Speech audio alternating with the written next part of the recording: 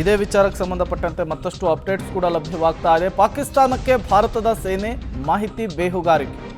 ಪಂಜಾಬ್ನ ಅಮೃತ್ಸರ್ನಲ್ಲಿ ಇಬ್ಬರು ISI ಏಜೆಂಟ್ಗಳ ಬಂಧನ ಆಗಿದೆ. ಸೇನೆ ವಾಯುನೆಲೆಗಳ ಮಾಹಿತಿ ಮತ್ತು ಫೋಟೋವನ್ನು ತೆಗೆದುಬಿಟ್ಟು ISIಗೆ ಇವರು ರವಾನೆ ಮಾಡ್ತಾ ಇದ್ರು.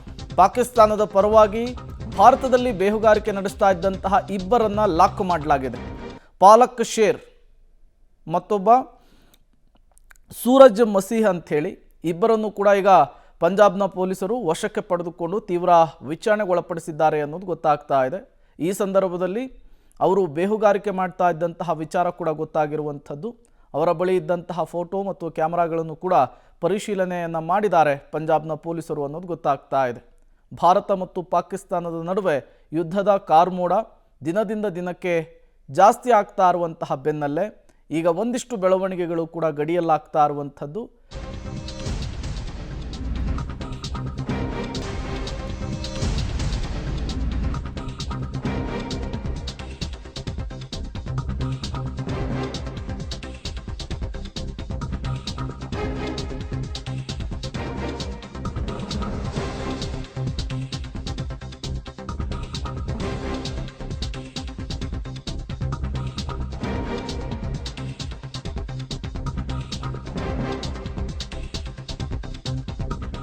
ಜಮ್ಮು ಕಾಶ್ಮೀರದಲ್ಲಿ ಭಯೋತ್ಪಾದಕರ ದಾಳಿ ಮೊದಲೇ ಗೊತ್ತಿತ್ತ?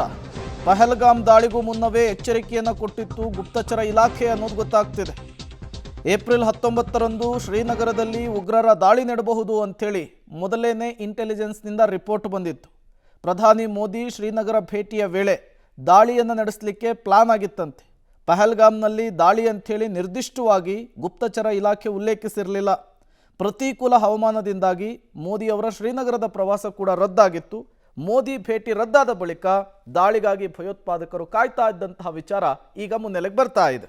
ಮತ್ತಷ್ಟು ಡೀಟೇಲ್ಸನ್ನು ಕೊಡ್ತಾರೆ ಶಬೀರ್, ನೇರ ಸಂಪರ್ಕದಲ್ಲಿ ಜಾಯಿನ್ ಆಗಿದ್ದಾರೆ. ಶಬೀರ್, ಒಂದು ಕಡೆ ಈ ಪಹಲ್ಗಾಮ್ನ ಅಟ್ಯಾಕ್ನ ವಿಚಾರಕ್ಕೆ ಸಂಬಂಧಪಟ್ಟಂತೆ ಬಹಳ ದೊಡ್ಡ ಮಟ್ಟ ಚರ್ಚೆ ಆಯಿತು. ಇದು ಇಂಟೆಲಿಜೆನ್ಸ್ನ ಫೇಲ್ಯೂರ್ ಅನ್ನುವಂತಹ ಮಾತುಗಳು ಕೂಡ ಕೇಳಿ ಬರ್ತಾ ಇತ್ತು. ಈಗ ಗೊತ್ತಾಗ್ತಾ ಇರುವಂತಹ ಮಾಹಿತಿ ಮೊದಲೇನೇ ಇಂಟೆಲಿಜೆನ್ಸ್ ಮಾಹಿತಿಯನ್ನು ಕೊಟ್ಟಿತ್ತು ಅಂಥೇಳಿ, ಮತ್ತೆ ಎಡವಟ್ಟಾಗಿದ್ದು ಎಲ್ಲಿ ಅಂತ? ಪ್ರೇಮ, ಈಗಿರುವಂಥ ಮಾಹಿತಿಗಳ ಪ್ರಕಾರ ಕೇಂದ್ರ ಗುಪ್ತಚರ ಇಲಾಖೆ ಏಪ್ರಿಲ್ 19ನೇ ತಾರೀಕೆ ಏನು ಸೇನೆಗೆ ಒಂದು ಎಚ್ಚರಿಕೆಯನ್ನು ಕೊಡುವಂಥ ಕೆಲಸವನ್ನು ಮಾಡಿತ್ತು. ಕಾಶ್ಮೀರದಲ್ಲಿ ಪ್ರವಾಸಿಗರನ್ನು ಟಾರ್ಗೆಟ್ ಮಾಡಿ ದಾಳಿ ಮಾಡುವಂಥ ಸಾಧ್ಯತೆಗಳಿದೆ ಅನ್ನುವಂಥ ನಿಟ್ಟಿನಲ್ಲಿ ಒಂದಿಷ್ಟು ವರದಿಗಳನ್ನು ಕೊಡುವಂಥ ಕೆಲಸವನ್ನು ಕೂಡ ಮಾಡಿತ್ತು. ಆದರೆ ಈ ವರದಿಯಲ್ಲಿ ಶ್ರೀನಗರದಲ್ಲಿ ಪ್ರವಾಸಿಗರ ಮೇಲೆ ದಾಳಿ ಆಗ್ಬೋದು ಅನ್ನುವಂಥ ನಿಟ್ಟಿನಲ್ಲಿ ಉಲ್ಲೇಖವನ್ನು ಮಾಡಲಾಗಿತ್ತು.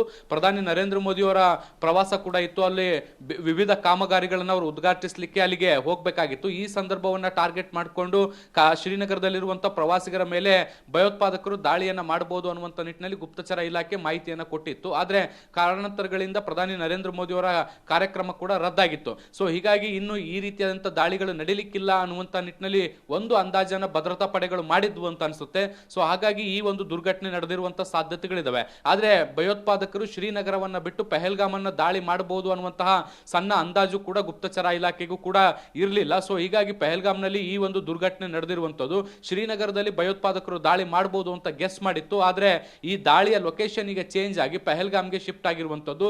ಇದರ ಅಂದಾಜು ಕೂಡ ಈಗ ಏನು ಭದ್ರತಾ ಪಡೆಗಳಿಗಾಗ್ಲಿ ಗುಪ್ತಚರ ಇಲಾಖೆಗಾಗೂ ಕೂಡ ಗೊತ್ತಿರಲಿಲ್ಲ. ಆದ್ರೆ ಪ್ರಧಾನಿ ನರೇಂದ್ರ ಮೋದಿ ಅವರು ಯಾವಾಗ ಕಾಶ್ಮೀರಕ್ಕೆ ಬರಲ್ಲ ಅನ್ನುವಂಥದ್ದಾಯ್ತು, ಆಗ ಒಂದು ಸ್ವಲ್ಪ ರಿಲ್ಯಾಕ್ಸ್ ಆಗುವಂಥದ್ದು ಅಥವಾ ಪರಿಸ್ಥಿತಿಯನ್ನು ಸಡಿಲವಾಗಿ ತೆಗೆದುಕೊಳ್ಳುವಂತ ಕೆಲಸ ಏನಾದರೂ ಭದ್ರತಾ ಪಡೆಗಳು ಮಾಡಿದ್ವಾ ಅನ್ನುವಂಥದ್ದು ಕೂಡ ಈಗ ಸದ್ಯಕ್ಕಿರುವಂತ ಪ್ರಶ್ನೆ. ಆದ್ರೆ ಪಹಲ್ಗಾಮ್ನಲ್ಲಿ ನಡೆಯುವಂತ ದಾಳಿಯ ಬಗ್ಗೆಯೂ ಕೂಡ ಯಾಕೆ ಮುನ್ಸೂಚನೆ ಇರಲಿಲ್ಲ ಅನ್ನುವಂಥ ಪ್ರಶ್ನೆಗಳು ಕೂಡ ಈಗ ಉದ್ಭವ ಆಗ್ತಾ ಇದಾವೆ. ಪ್ರೇಮ್, ಓಕೆ ಶಬೀರ್, ಹಾಗೆ ಸಂಪರ್ಕದಲ್ಲಿರಿ, ಮತ್ತಷ್ಟು ಡೀಟೇಲ್ಸ್ ನಿಮ್ಮಿಂದ ಪಡಿತಾ ಹೋಗ್ತೀನಿ.